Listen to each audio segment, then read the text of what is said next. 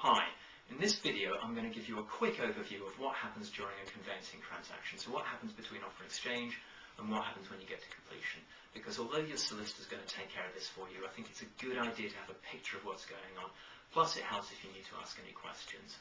Okay, and if you need a reminder, all of this is going to be on the website and I'll give you the address of the website at the end of the video. Before I go on, it's worth mentioning that you want to instruct your solicitor as soon as you possibly can. Okay, if you're selling, it gives them a chance to get the draft contract prepared and get all the documentation you need ready. And if you're buying, it's good to have your solicitor standing by so that when you do find a property you want, you're ready to move straight away. Okay, so now let's have a look at what happens between offer and exchange. Okay, the first thing is the seller's solicitor will send a copy of the draft contract to the buyer's solicitor.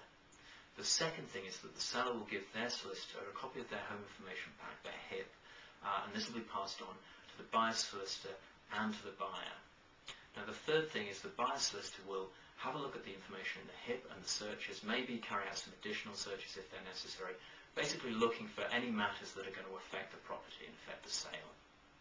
Okay, the fourth thing is the buyer's mortgage lender will come in and value the property.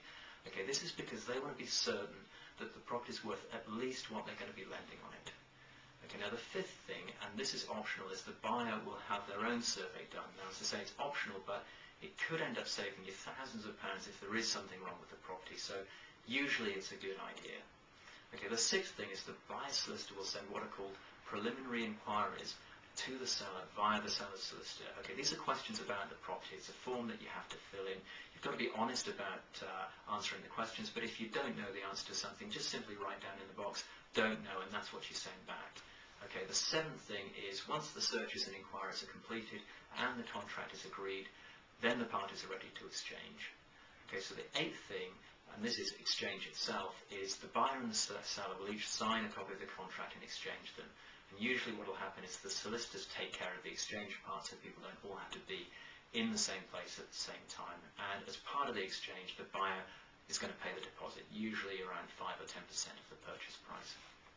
Okay, once this has happened, the contract is now binding, and if the buyer pulls out, they could lose their deposit unless they've been misled into signing the contract. Okay, so that's offer all the way through to exchange. Now let's have a look at completion. Okay, completion is when the property finally changes hands. So through their solicitors, what the buyer will do is they'll pay off the balance of the purchase price, and then the seller will arrange for the keys to be handed over to the buyer. Also, the buyer's solicitor will arrange for the payment of stamp duty. You might also hear that referred to as stamp duty land tax or SDLT. It's all the same thing. And they'll get the transfer of the property registered with the land registry. And once that's done, the transaction is complete and the property has changed hands.